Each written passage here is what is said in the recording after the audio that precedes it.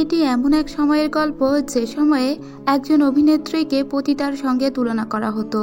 তবুও একজন অভিনেত্রীকে অনেক ভালোবেসে ফেলেছিলেন একজন কমান্ডার, যে কমান্ডারকে একজন শহরের প্রাণকেন্দ্র ভাবা হতো। তবে সেই কমান্ডারের সঙ্গে ভালোবাসার অভিনয় করেছিল অভিনেত্রীটি, কারণ তার উদ্দেশ্য ছিল তার সিনিয়রের মৃত্যুর প্রতিশোধ নেওয়া। তাই তো কমান্ডারের সঙ্গে প্রেম করে সে কমান্ডার মেনশনে ঢুকেছিল। কিন্তু কেনই বা সে কমান্ডার মেনশনে ঢুকেছিল আর কার প্রতিই বা সে প্রতিশোধ নিতে চাইছিল, তা দেখতে হলে ড্রামা শেষ পর্যন্ত আপনাদেরকে দেখতে হবে। তো চলুন শুরু করা যাক। ড্রামার শুরুতেই আমরা দেখতে পাই সেকেন্ড কমান্ডার সিংজুকে, যার নিজস্ব একটা ভিলা আছে। সেই ভিলাতে সে একজন অ্যাক্ট্রেসকে এনে রেখেছে, কারণ ওই অ্যাক্ট্রেসকে ও অনেক পছন্দ করে। তার জন্য ওই অ্যাক্ট্রেসকে এই বাড়িটা সে নিজেই দিয়ে দিয়েছে। তবে এই অ্যাক্ট্রেস অনেক রহস্যময়ী তার কাছে। এই অ্যাক্ট্রেসের নাম হলো আন্নিং। আন্নিংকে সে বলে যে গতকাল রাত্রে তুমি কখন অভিনয় করে ফিরেছ। তখন অভিনেত্রী বলে, কেন তোমাকে বলবো সেটা? তুমি তো বলেছ তোমাকে বিরক্ত না করতে। আমি আমার যখন টাইম হয়েছিল তখন ফিরেছি। কিন্তু তখন সিংজু আন্নিংয়ের গলা চেপে ধরে আর বলে যে আমি যেটা বলবো তুমি সেটাই করবে। আসলে সিংজু আন্নিংকে অনেক পছন্দ করত, কিন্তু ওদের ভিতরে সম্পর্কটা ছিল বেশ কমপ্লিকেটেড। তবে ওরা একে অন্যকে যে পছন্দ করত এটা বোঝা যায়। পরদিন সকালবেলা আন্নিংকে খুব বিষণ্ণ মনে দাঁড়িয়ে থাকতে দেখি। ও একটা ফুল গাছের দিকে তাকিয়ে ভাবছিল সিনিয়রের কথা। এখান থেকে 2 বছর আগে ও যখন বাসায় ছিল তখন হঠাৎ করেই ওর সিনিয়রকে কারা যেন ধরে নিয়ে আসে। ওর সিনিয়র একজন অপেরা সিঙ্গার ছিল, আর এই লোকটি কিন্তু একটা ছেলে লোক, তবে মেয়ে লোকের মতো সেজে গুজে সে গান গাইতো। ওর সিনিয়রকে অনেক মারধর করা হয়েছিল। ও সিনিয়রকে বলে কে তার এই অবস্থা করেছে। মৃত্যুর আগে তার সিনিয়র শুধু একটাই কথা বলতে পারে, সেটা হলো কমান্ডার মেনশন। তবে তার সিনিয়রের এই মৃত্যুতে তার মাস্টারও হার্ট অ্যাটাক করে আর তার মাস্টারও মারা যায়। সেই থেকেই সে চেষ্টা করছে কমান্ডার মেনশনে ঢোকার জন্য। সেজন্যই সে সেকেন্ড কমান্ডারকে ভাসিয়ে তার সঙ্গে প্রেম করছে। সেকেন্ড কমান্ডারের একজন সাবঅর্ডিনেট এখানে আসে তার জন্য একটা ফুল গাছ নিয়ে। আসলে এই সাবঅর্ডিনেটকে রেখে দিয়েছিল সেকেন্ড কমান্ডার সবসময় আন্নিংকে দেখাশোনা করার জন্য। তো এখন আমরা সিংজুকে দেখি ও রাস্তায় গাড়ির ভিতরে ছিল। এদিকে আন্নিং ও থিয়েটার থেকে ফিরছিল, তখনই ভাইস কমান্ডারের একটা ছেলে ওকে ডিস্টার্ব করে। এই ছেলের নাম মাজো। তো ও মাজোকে বলে ওকে ডিস্টার্ব না করতে, কিন্তু মাজোর অনেক ক্ষমতা ছিল। যেহেতু তার বাবা হলো ভাইস কমান্ডার, সেজন্য সে ওকে ডিস্টার্ব করে। কিন্তু মাজোকে একটা জোরে কষা থাপ্পড় দিয়ে দেয় অন্নিং। তখনই মাজো ওখানে বন্দুক বের করে। তখন অন্নিংয়ের সামনে চলে আসে সেকেন্ড কমান্ডার সিংজু। সিংজুকে আবার এই শহরের সবাই ভয় পেত, কারণ সিংজু কমান্ডারের ছেলে। ঠিক তখনই মাজো ওখান থেকে ভয় পেয়ে চলে যায় আর সিংজুকে জড়িয়ে ধরে ওয়ার্নিং আর বলে আমি অনেক ভয় পেয়ে গিয়েছি। তখনই একজন আততায়ী ওখানে আসে সিংজুকে মারার জন্য, কিন্তু সিংজুকে বাঁচানোর জন্য সেই ছুরিকাঘাতটা নিজের বুকে নিয়ে নিয়েছিল অন্নিং। এরপরে অন্নিংকে গাড়ির ভিতরে নিয়ে যায় সিংজু। যেহেতু মেয়েদের সে সময়ে খুব ভালো করে ডক্টর দেখানো হতো না, তাই ওকে যে ছুরিটা মারা হয়েছিল সেই ছুরির আঘাতে ক্ষত লাগাতে লাগে ওয়ার্নিংকে সিংজু নিজেই। কিন্তু এখানে ওদের ভিতরে একটা রোমান্টিক আবহাওয়ার সৃষ্টি হয়। এখানে অর্নিংকে দেখে আমরা খুব ভালো করে এটা বোঝা যায় অর্নিং সবসময় চেষ্টা করে যেভাবেই হোক সিংজুকে অ্যাপ্রোচ করার জন্য। তবে সিংজু এতটাও সহজ কোনো ছেলে ছিল না, তাকে অ্যাপ্রোচ করা এতটাও সহজ ছিল না। সিংজু নিজেও জানে যে এই অ্যাক্ট্রেসের মনে মনে কিছু তো আছেই, কারণ এই অ্যাক্ট্রেস তাকে একটু মাত্রা অতিরিক্তই ভালোবাসা দেখাতো।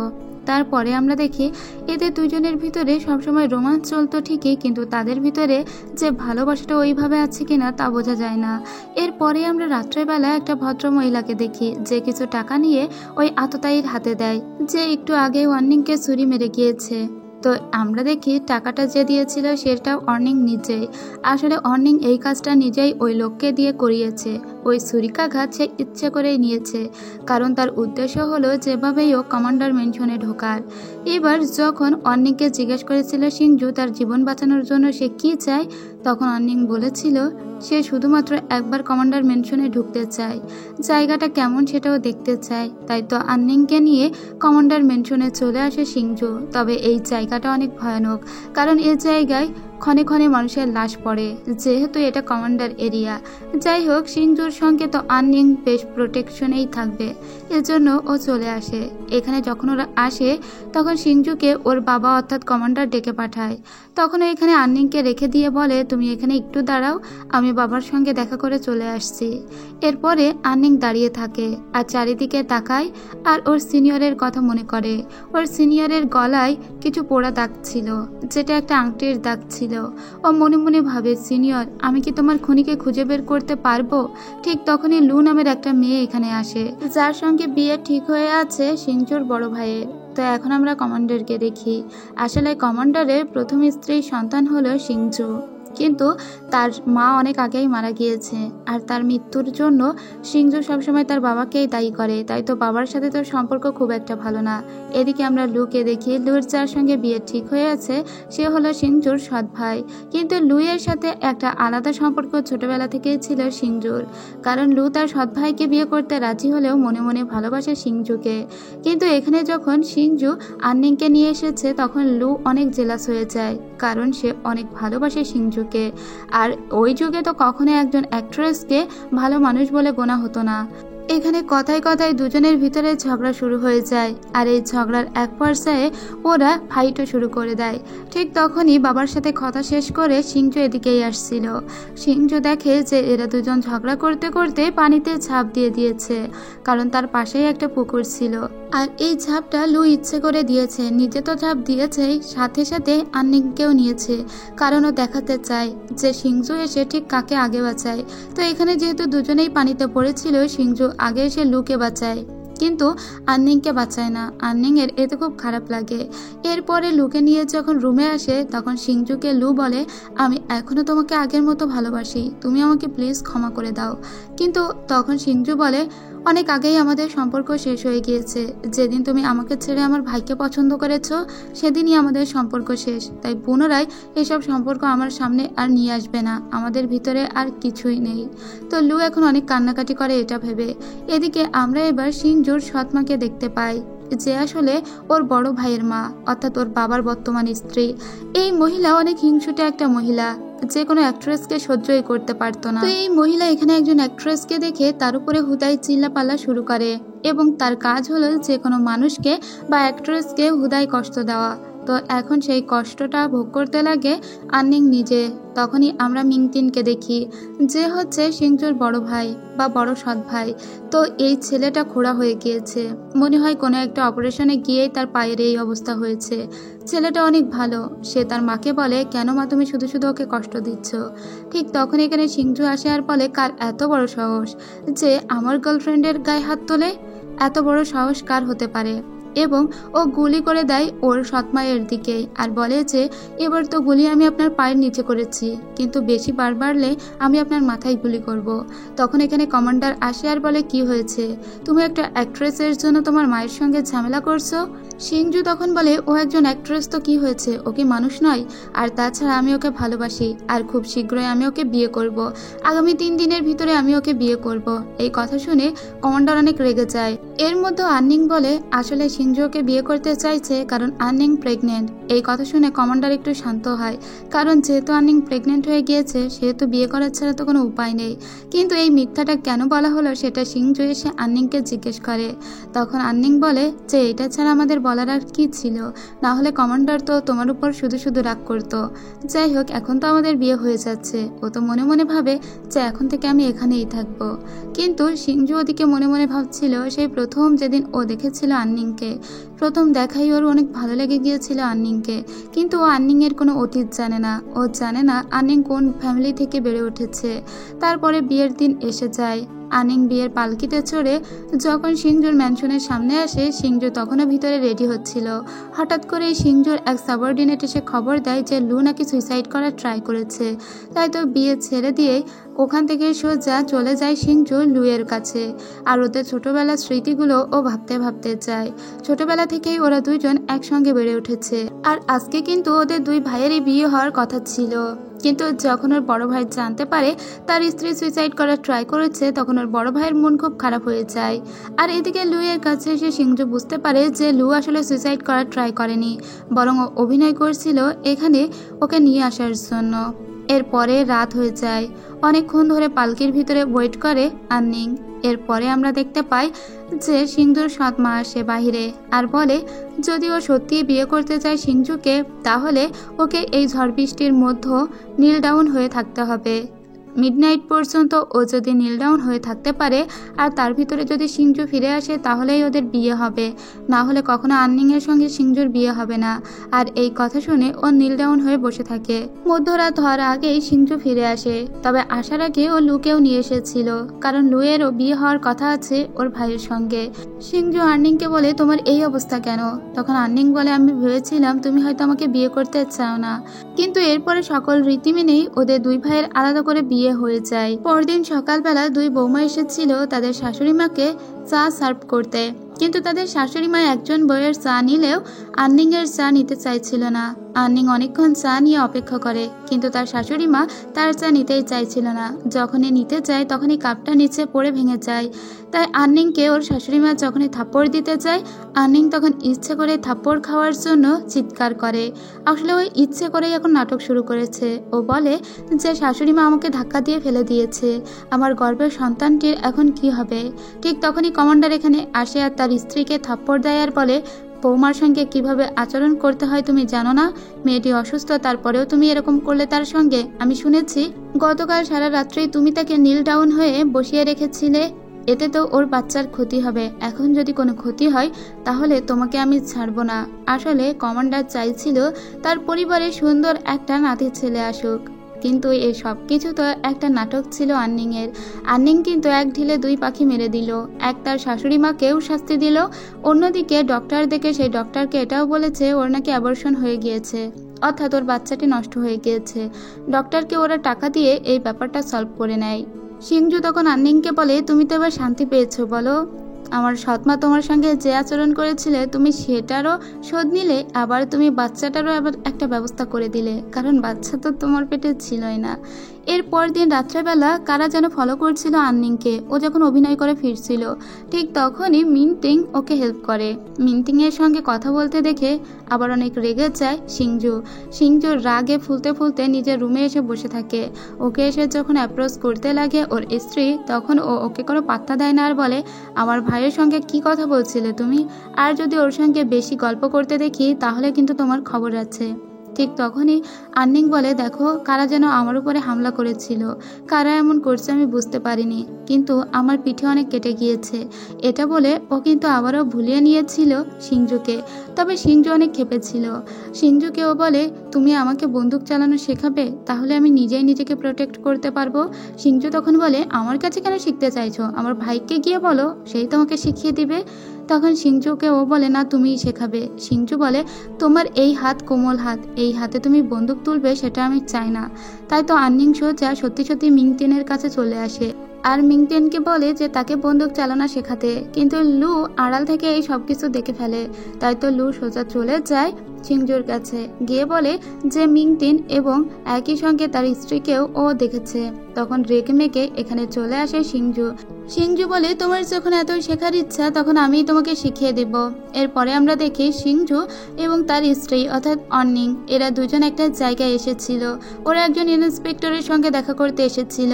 এই ইন্সপেক্টর নিজেই ডেকে পাঠিয়েছে আন্নিং এর গান শোনার জন্য। আবার এই ইন্সপেক্টরের কাছে একটা আলাদা দরকারও ছিল সিংজুর, তাই ওরা দুজন একসঙ্গে এসেছে।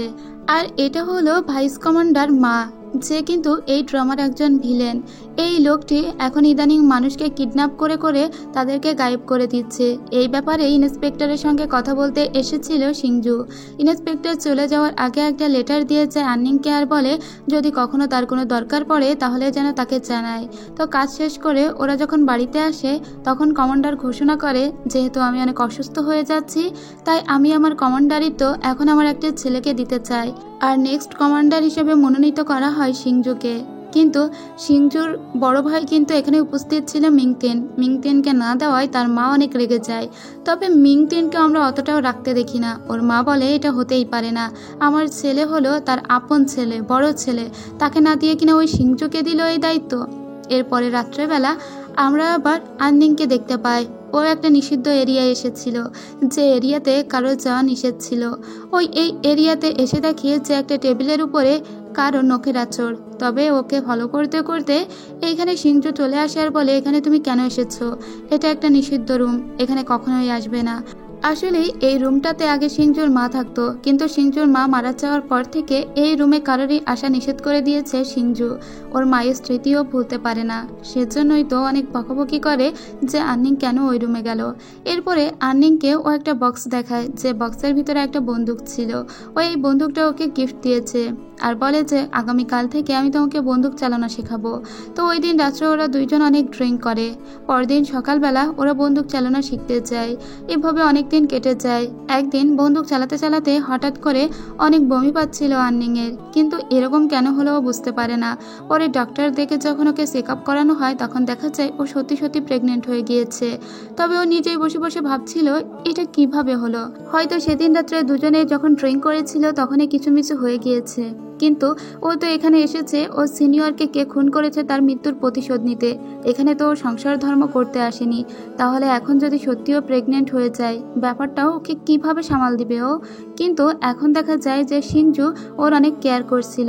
এমনকি ও ঔষধ খেতে না চাইলেও সিংজু নিজে ঠোঁটে করে ওকে ঔষধ খাইয়ে দিচ্ছিল।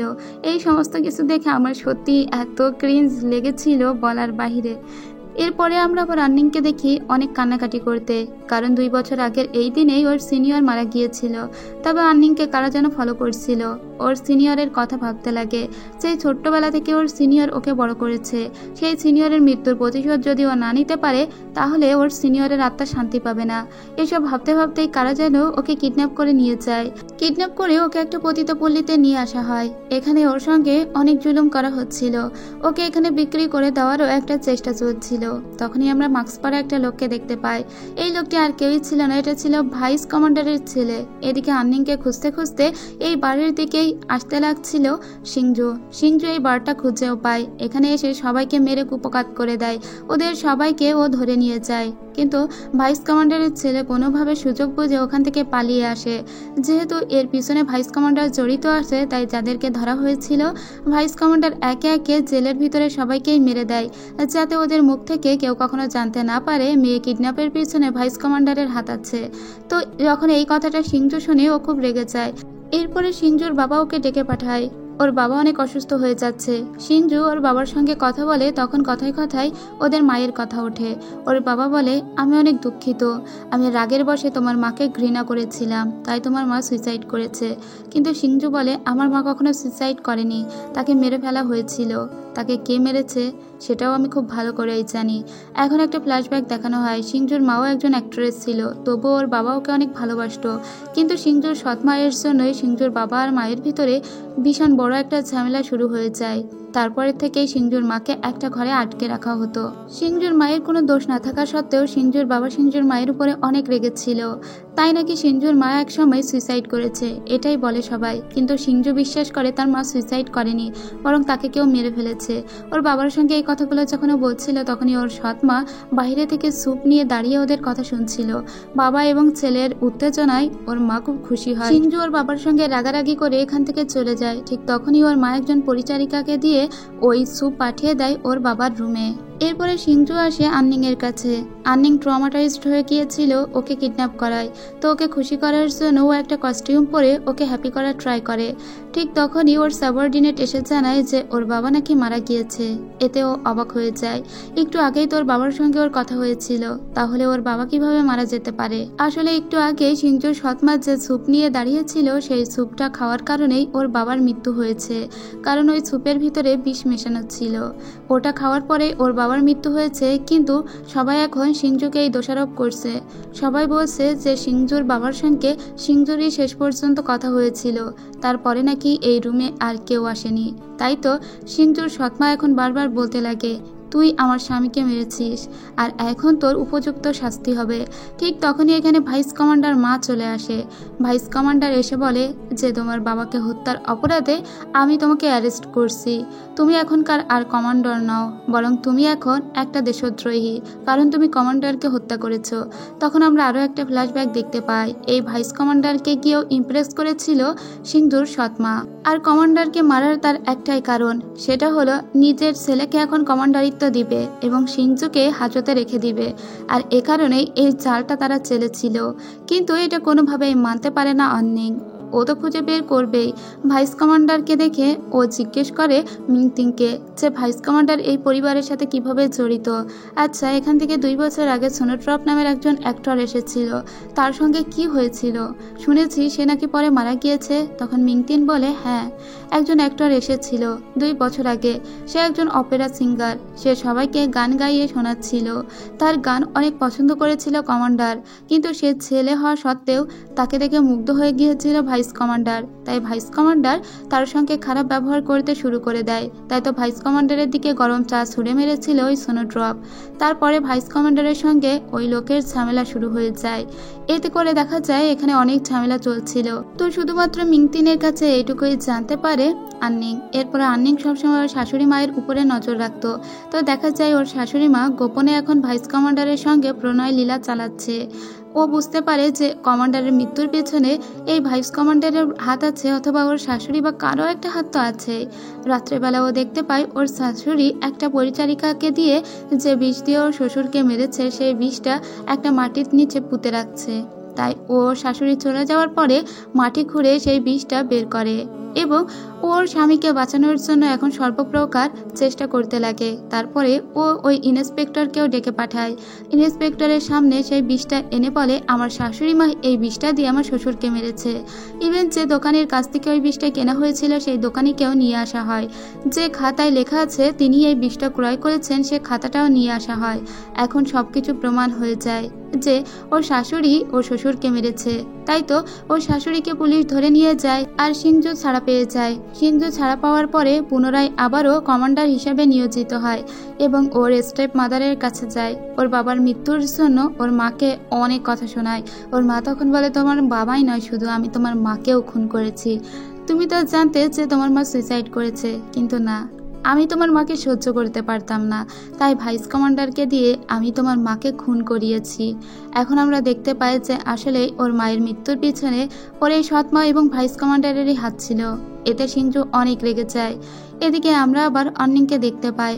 আর্নিং এসেছিল ওর এক ফ্রেন্ডের সঙ্গে দেখা করতে। ওর এই বান্ধবীটা একজন ডাক্তার। ও এর সঙ্গে কথা বলে বলছিল যে আমি কি এই বাচ্চাটা সত্যিই রেখে দিব, নাকি আমি আমার সিনিয়রের মৃত্যুর প্রতিশোধ নিব। আমি তো এই গল্পের ভিতরে জড়িয়ে যাচ্ছি। কিন্তু ও আসলে একটু একটু করে সিংজুকে ভালোবেসে ফেলছিল, তাই ও বাচ্চাটা নষ্ট করার কথা ভাবতেই পারে না।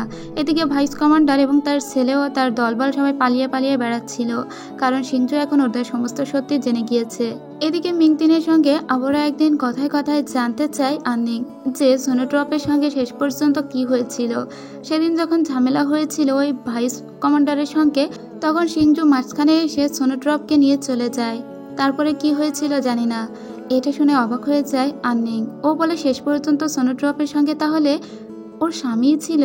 আন্নিং এই ম্যানশনের আরও কারো কাছে এই ব্যাপারটা শুনি যে সোনোট্রপকে শেষ পর্যন্ত কার সঙ্গে দেখা গিয়েছিল। তো সবাই এক কথাই বলে, সেটা হলো সবাই বলে সোনোট্রপকে শেষ পর্যন্ত ওখান থেকে বাইরে বের করে নিয়ে এসেছিল সিংজু। তখন ওর ফ্রেন্ডকে এই কথা বলে। ওর ফ্রেন্ড বলে দেখেছিস, হয়তোবা এর সঙ্গে তোর স্বামীও জড়িত, তাই এক্ষুনি তুই তোর বাচ্চাটা রাখার কথা ভাবিস না, এই সংসার চালে জড়িয়ে যাস না। কিন্তু এদের কথা শুনে ফেলে লু এসে বলে তার মানে তুমি এতদিন ধরে অভিনয় করছিলে সিংজুর সঙ্গে, এই ছিল তোমার মনে। এটা বলে থাপ্পড় দিতে যায়। তখন পিছন থেকে এসে সমস্তটা শুনে ফেলে সিংজুর তখন মনে মনে অনেক খারাপ লাগে যে আসলে তার স্ত্রী তার সঙ্গে ভালোবাসার নাটক করেছে।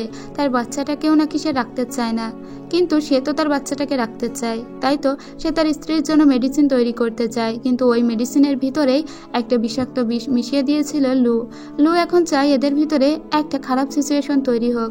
যেহেতু সিংজু জানতে পেরেছে তার স্ত্রী তার সন্তানটা রাখতে চায় না, তাই তো ওই সন্তানটা নষ্ট করার একটা ওষুধ মিশিয়ে দিয়েছিল লু। কিন্তু কোনোভাবে এই ব্যাপারটা বুঝতে পারে না সিংজু। এখন যখন ওর বাচ্চাটা নষ্ট হওয়ার সময় এসে যায় তখন সিংজু ভুল বোঝে আন্নিংকে, কারণ ও শেষবেলায় শুনেছিল আন্নিং এই বাচ্চাটা রাখতে চাইছে না। তাই ও মনে করে যে নিজে নিজেই হয়তো বাচ্চাটাকে নষ্ট করে দিয়েছে আন্নিং নিজেই। এদিকে সিংজু এসে ওর সাবঅর্ডিনেটকে বলে যে আন্নিং ছোটবেলা থেকে কোথায় বেড়ে উঠেছে, কার সঙ্গে মিশেছে, তার সমস্ত কিছু তদারকি করতে। ও সমস্তটা জানতে চায় আন্নিং আসলে এই পরিবারে কেন ঢুকেছে তা ওকে জানতে হবে। এদিকে দেখা যায় যে আন্নিংয়ের পেটের বাচ্চাটা নষ্ট হয়ে যায়, কিন্তু ওকে এসে অনেক দোষারোপ করে সিংজু আর বলে তুমি শেষ পর্যন্ত বাচ্চাটা নষ্টই করে দিলে, কিন্তু এটা কি তোমার একার বাচ্চা? তুমি আমার সঙ্গে ডিসকাস করারও প্রয়োজন বোধ করলে না? কিন্তু আন্নিং ওকে কোনোভাবেই বোঝাতে পারে না যে বাচ্চাটা ও নষ্ট করেনি, কিভাবে কি হয়ে গেল ও জানে না। কিন্তু সিংজু ওর সমস্ত সত্যিটা জানতে পেরেছে। সিংজু এসে বলে তাহলে তুমি তোমার সিনিয়রের মৃত্যুর প্রতিশোধ নেওয়ার জন্যই আমাদের পরিবারে ঢুকেছ? তুমি আমাকে সন্দেহ করো? তাহলে তুমি জেনে রাখো সেদিন শেষ পর্যন্ত সোনোট্রপকে আমি বাইরে বের করে নিয়ে এসেছিলাম এবং তাকে বলেছিলাম আর কেউ তাকে ডিস্টার্ব করবে না, এখান থেকে চলে যেতে। তারপরে তার সঙ্গে কখনো আমার দেখা হয়নি। আন্নিং তখন বলে আমি কাকে বিশ্বাস করব আর কাকে অবিশ্বাস করব? কিন্তু এখন ওর হাজবেন্ড অর্থাৎ সিংজু অনেক খারাপ ব্যবহার করতে শুরু করে ওর সঙ্গে, কারণ ওর স্ত্রী ওকে অবিশ্বাস করেছে। তাহলে সেই স্ত্রীর সঙ্গে ভালো ব্যবহার করার তো কোনো মানেই হয় না। যেহেতু ওর বিশ্বাস ভেঙে গিয়েছিল তাই ওর স্ত্রীকে এখন বেঁধে রাখে ঘরের ভিতরে, কারণ এখান থেকে পালাতে চাইছিল আন্নিং। আন্নিং চাইছিল না এখানে আর থাকতে, কিন্তু সিংজু বলে আমার কাছ থেকে তুমি পালাতে পারবে না। সিংজু ওর স্ত্রীর কাছ থেকে বিশ্বাসঘাতকতার শিকার হয়ে এখন স্মোক করতেও শুরু করে। এখন দুজনের ভিতরে একটা অভিমান চলছিল, অভিমানের সাথে সাথে রাগারাগি ঘৃণা এগুলোও চলছিল, কিন্তু দুজনেই দুজনের জন্য আবার মায়া অনুভব করে। কেউ কিন্তু কাউকে ছাড়া থাকতেও পারে না। এদিকে আমরা লুকে দেখি, আসলে এখানে সব থেকে বড় ভিলেন লুয়ের স্বামী মিংতিন। মিংতিন যে চেয়ারে বসে আছে, কিন্তু সে সবসময় লুকে অনেক অত্যাচার করত, লুকে শারীরিকভাবে নির্যাতন করত, আর লুকে দিয়েই কিন্তু আন্নিংয়ের বাচ্চাটা নষ্ট করিয়েছে মিংতিন নিজেই। এমনকি এই যে সিংজু আবারও স্মোক করতে শুরু করেছে, ওর স্মোকের ভিতরে আফিমও লুকে মিশিয়ে দিতে বলেছে ওর স্বামী। এখন দেখা যায় যে ভাইস মাকে সব জায়গায় খুঁজে বেড়াচ্ছে সিংজু। তো একটা জায়গায় এসে ও ভাইস কমান্ডারকে খুঁজেও পেয়ে যায়, কিন্তু যখনই ও ভাইস কমান্ডারকে খুঁজে পায় তখনই ওর হ্যালোসিনেশন হতে শুরু করে। ও দেখে ওর সামনে ভাইস কমান্ডার একবার ওর স্ত্রী দাঁড়িয়ে আছে, কিন্তু এমনটা কেন হচ্ছিল ও বুঝতে পারে না। এদিকে আমরা আবার লুকে দেখি, লু মিংতিনের কথায় আবারও একটা বিষাক্ত ঔষধ এনে খাইয়ে দেয় আন্নিংকে।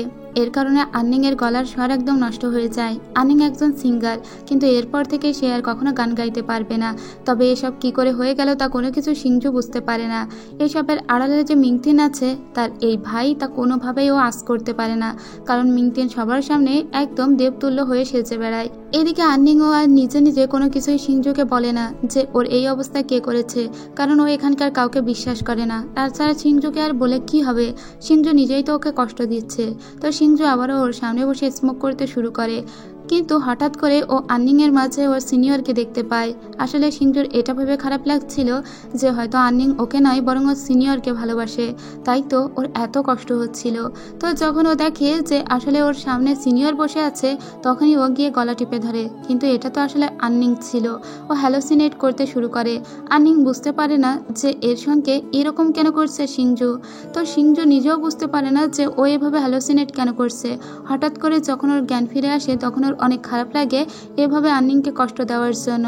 একদিন রাতের বেলা আন্নিং চুরি করে পালিয়ে যায়, কিন্তু তখন ওকে কিছু লোকজন অ্যাটাক করে, কিন্তু সিংজুর অ্যাসিস্ট্যান্ট তখন আন্নিংকে বাঁচিয়ে ওর বান্ধবীর কাছে নিয়ে আসে এবং এখানে রেখে যাওয়ার ফলে এখন থেকে ও কিছুদিন এখানেই থাকুক। আসলে মনে মনে আন্নিং যে পালাতে চাইছিল তা খুব ভালোভাবে সিংজু বুঝতে পেরেছিল, আর সিংজুও ওকে পালাতে দিয়েছে, কারণ সিংজুর যে অবস্থা সৃষ্টি হয়েছে, যে রোগটা ওর ভিতর দিয়ে জেগে উঠছে, সেই রোগের কারণে হয়তো কখন না জানি ও আন্নিংকেও মেরে ফেলবে।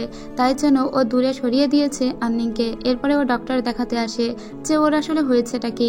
ডক্টর তখন বলে আপনি কি স্মোক করেন, এবং ডাক্তার ওর সিগারেটটাও দেখতে চায়। যখনই ও সিগারেটটা ধরায় তখনই ডক্টর বুঝে যায় এই সিগারেটের ভিতরে আফিম আছে, আর তার কারণেই তো এসব হ্যালোসিনেশন এবং অ্যাডিকশনের সৃষ্টি হয়েছে সিংজুর সঙ্গে। সিংজু যখন জানতে পারে এর ভিতরে আফিম আছে তখন তো ওর মাথায় কাজ করে না।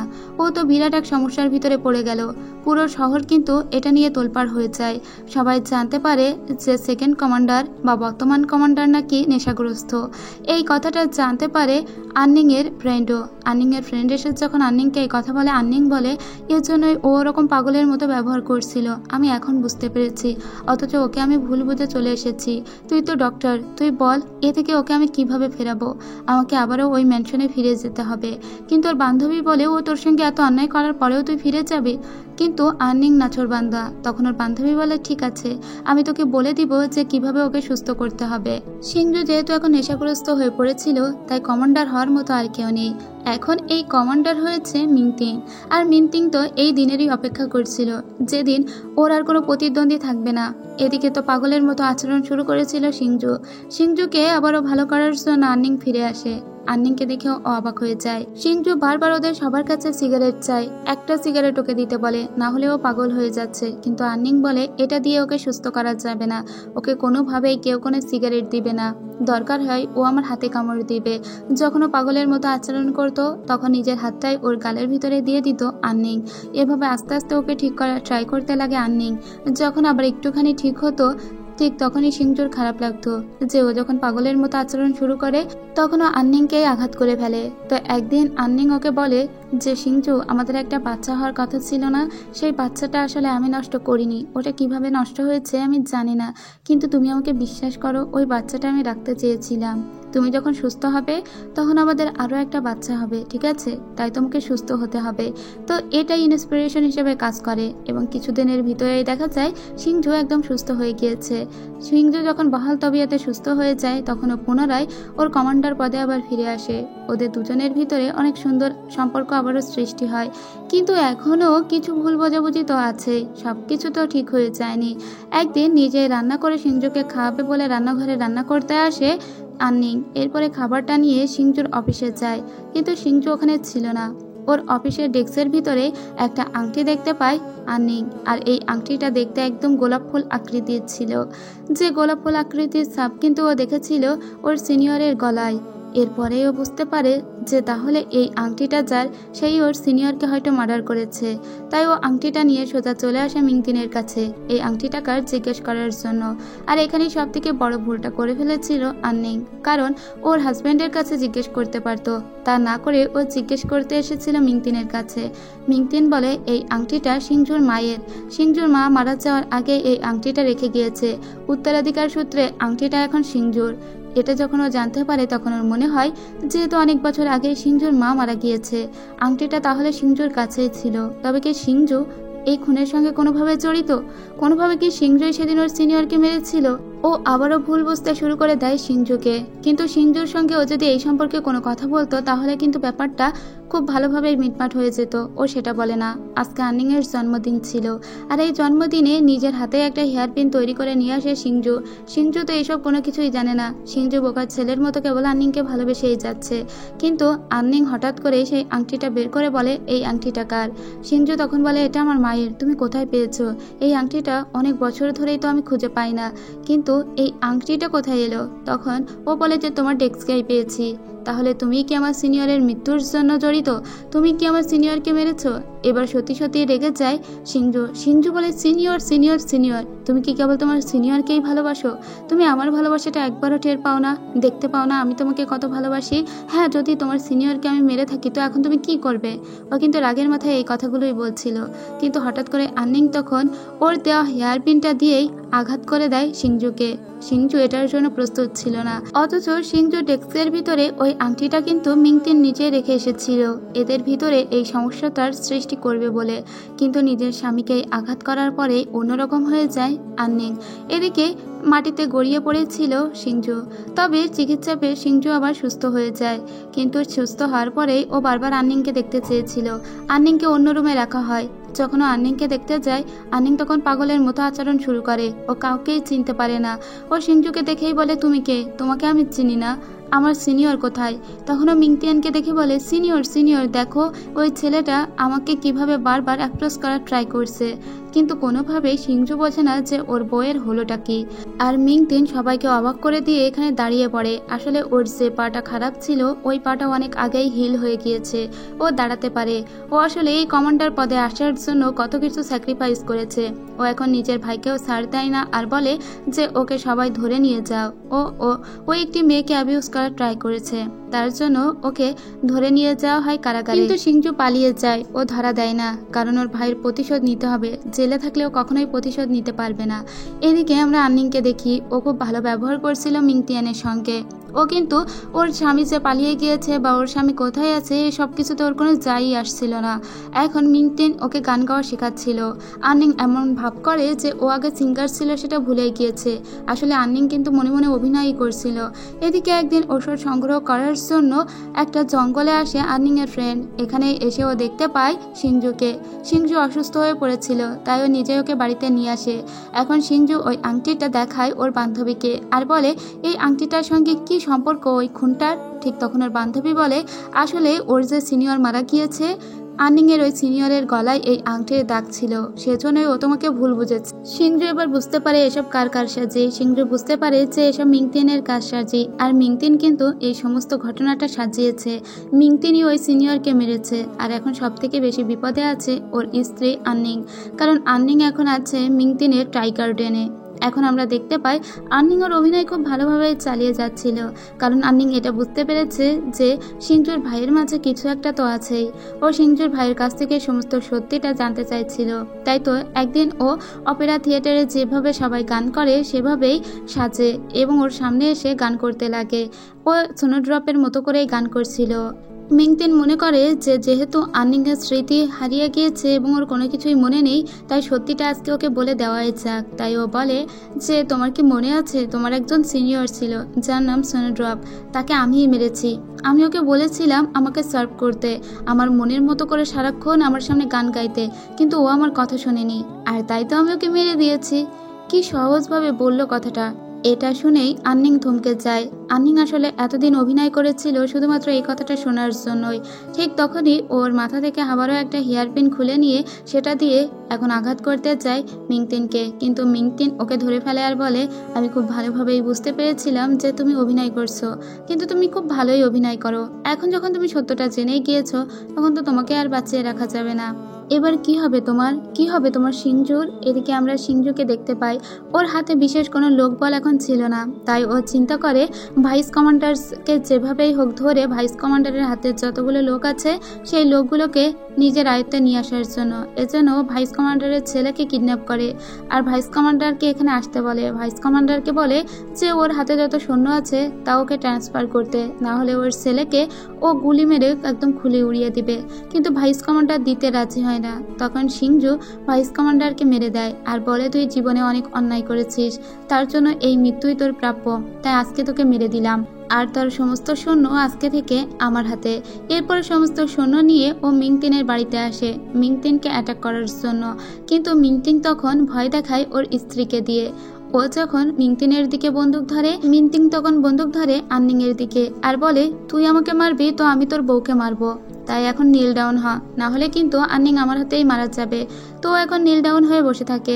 এরপরে মিংতিন ওকে সমস্ত সত্যি বলে তোর বাবাকে আমি মেরেছি, তোর মাকেও আমি মেরেছি, আর আমার মা এখন হাজতে আছে, এখন আমি তোকে মারবো, আর তাছাড়া আমি আন্নিং এর সিনিয়রকেও মেরেছি, একসাথে আজকে সবাই মরবি, আর এই শহরের রাজা হব আমি। কিন্তু পিছন থেকে তখনই ওকে গুলি করে দেয় আন্নিং নিজেই। আন্নিংকে আসলে খুলে দিয়েছিল লু। আন্নিংকে চেহারা বেঁধে রাখা হয়েছিল, কিন্তু লু আর এসব সহ্য করতে না পেরে পিছন থেকে আন্নিংকে এসে খুলে দেয়। এরপরে আন্নিং গিয়ে জড়িয়ে ধরে সিংজুকে আর বলে তোমার কোনো ক্ষতি হয়নি তো। ওরা দুজন যখন দুজনকে জড়িয়ে ধরেছিল তখনও এদিকে মারা যায়নি, কিন্তু মিংতিন তখন ওদেরকে টার্গেট করেই আবারও বন্দুক ধরে, আর এটা লু দেখতে পায়।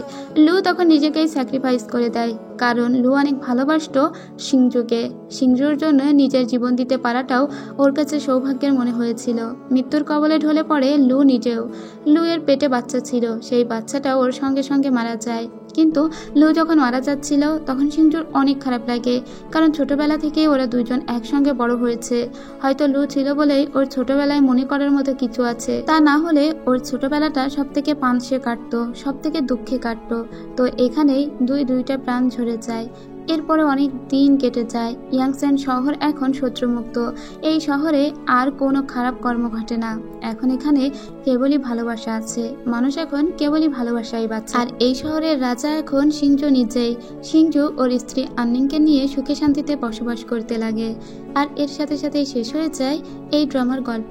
তো গল্পটা আপনাদের কেমন লেগেছে অবশ্যই লাইক কমেন্ট করে জানাবেন, এবং যদি ভালো লাগে তবে ভিডিওটা শেয়ার করার ট্রাই করবেন। যারা চ্যানেলটিকে সাবস্ক্রাইব করেনি তারা চ্যানেলটিকে সাবস্ক্রাইব করে পাশে থাকবেন। সবাইকে ধন্যবাদ।